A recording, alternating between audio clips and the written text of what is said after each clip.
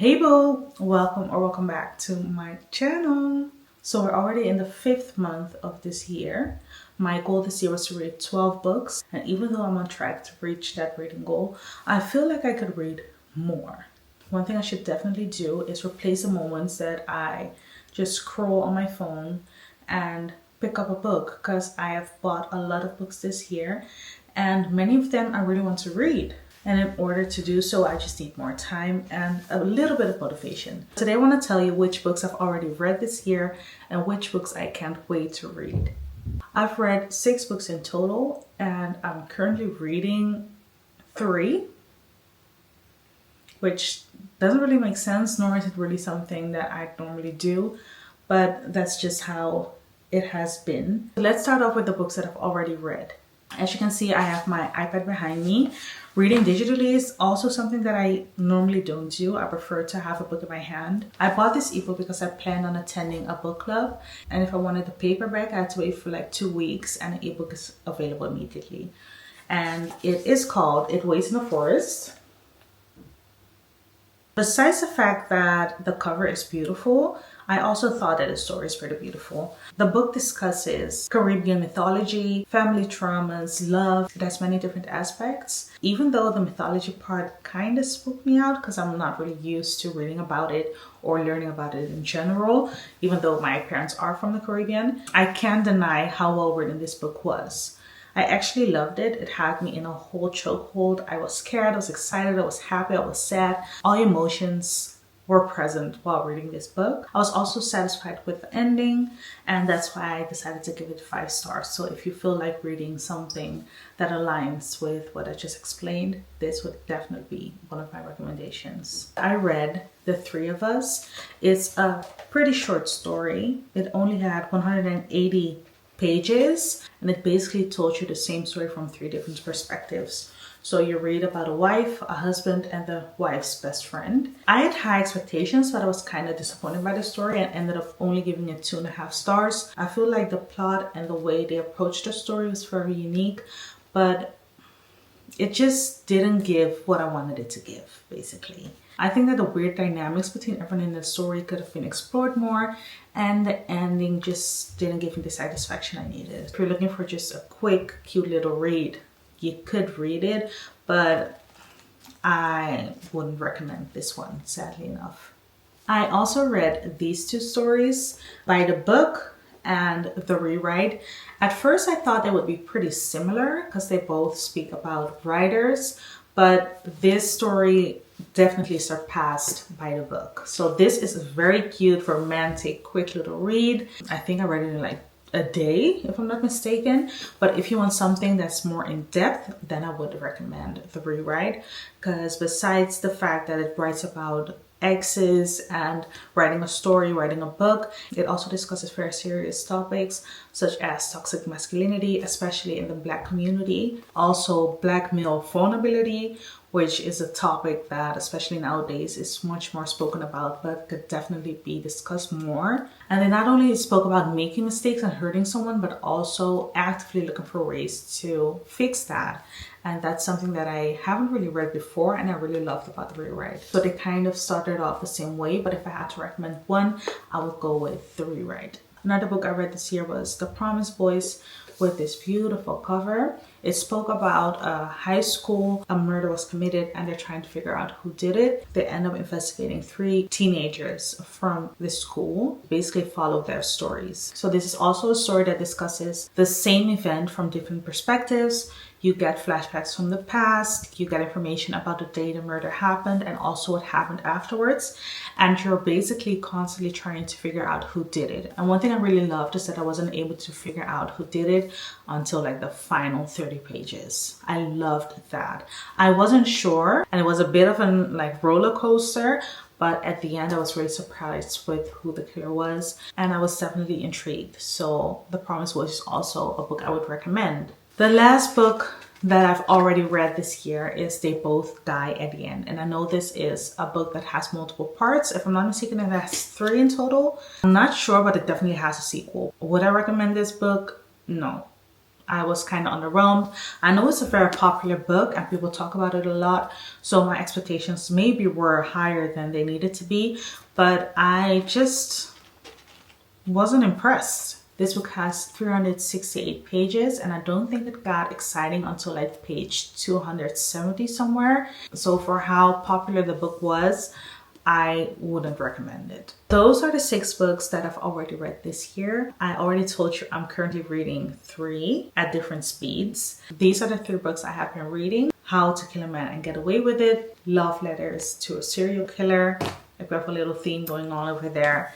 And I was gifted this book for my birthday and it's called Twisted Lies. The book I started reading first was How to Kill a Man and Get Away with It. It was a book that I wanted to read for my book club. And I am on page 65. So I have started, but I'm pretty sure my attention shifted to a different book, one of the books that I've already read. After I finished reading that, I just grabbed another book. A friend of mine has read a bigger percentage of this book than I have, and she said that she's very curious to see where the story will go. I will definitely finish reading this book.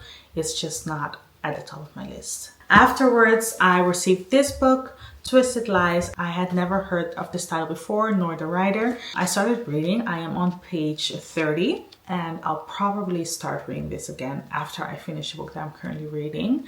I might mix it with another book as well, because one thing about me, even though I really love reading and I like to finish the books that I've started, I have many books on my list that I cannot wait to read. So sometimes books get pushed to the back of the line, and that's kind of sad, honestly. I should just finish what I started reading. The book I have been reading the most out of is Love Letters to a Serial Killer. This is a book that we're currently reading for my book club. I am on page 38. I think the theme is very interesting. It's something that I've always found interesting.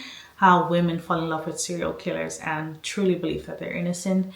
I don't know if that's the case with this story. The title speaks for itself. But up until now, I think the main character is a very interesting lady who makes very interesting life choices. I'm not surprised that she'll be sending love letters to a serial killer, because the way she thinks about love and the world and herself is kind of delusional and a bit desperate. She hasn't annoyed me yet, but I wouldn't be surprised if she does. But we'll see where the story goes. So for my book club in May, the fast readers will be reading this. And in June, we'll be reading Once Upon a Broken Heart. I found this book in the bookstore, the English bookstore to be precise, in The Hague. And I just loved the cover. I had no idea who the writer was. I had no idea that this book also has multiple parts, but the cover and the little summary on the back really grabbed my attention. These 2 will be read regardless, since I'll be reading them for my book club, but I'm always trying to read extra books for myself. These books are high on my TBR list. Do you say just TBR or do you say TBR list? I'm not sure, but you know what I mean. The first one is How to Solve Your Own Murder. I think this is a very interesting title. It piqued my interest. It makes me wonder who got killed and how they solved their own murder. Right now you might be like, how many books about murder does this girl want to read? And the answer is, I don't know. I have determined that my favorite genres are romance and thrillers. I don't know if this is considered a thriller. I think it is. I think everything murder related is a thriller, but those kind of topics just interest me the most. I have been trying to read like science fiction kind of stories, but I am struggling to get through, even like within the first 5 pages. I won't stop trying that on the side, but I have accepted that my main thing are romance books and thrillers. So if you have any recommendations, even though I don't have any more room on my bookshelves, please let me know in the comments, because if there's one thing I love doing, it's buying books and reading books. The second book I can't wait to read is Nearly All Men in Lagos Are Mad. I heard that this is a very good story. I also love stories written by Black authors about Black people, African countries. It doesn't really matter. I can't wait to read this. This is a book that I saw on my most recent book shopping trip. If you haven't seen that vlog already, it's on my channel. But I just thought that it was the cutest cover. The love simulation, isn't that the cutest thing?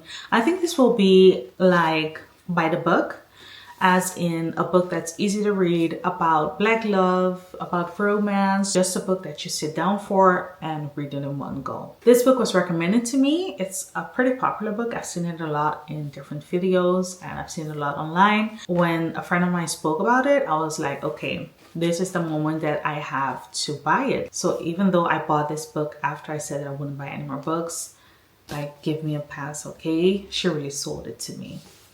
I also bought Everything Is Not Enough. This book speaks about 3 different women, and somewhere in the story their lives overlap and they might be able to solve each other's problems. I also realized that something I like about the books is reading from different perspectives. Since that method is used in this book, I am also very excited to read this story and to see where it goes. The last 2 books I cannot wait to read are 2 thrillers. Then She Was Gone by Lisa Jewell. I've read books written by Lisa Jewell before and I've liked them, so that's why I was like, you know what, let me just try another book. And this book is called When No One Is Watching by Alyssa Cole. I've never read a book written by her before, but the whole title, When No One Is Watching, like, what is going on? What's happening when no one is watching? When does coincidence become conspiracy? Where do people go when gentrification pushes them out? As someone who lives in a big city herself, gentrification is something that happens a lot. And it also has a review by Shondaland. And we love Shondaland in this household. So if she says that something is good, I will have to give it a try. Okay, those are the books that I've read, that I am reading, and that I will be reading this year. If you've seen a book that you've already read that is also on your TBR, or you have any recommendations, feel free to let me know in the comments. I love talking about books, so whenever we can have a dialogue, I'm all in for it. Also, let me know which book you're currently reading. I'm very interested to see what other people are reading right now. I want to thank you for watching. Don't forget to subscribe and like, and I'll see you in the next one. Bye!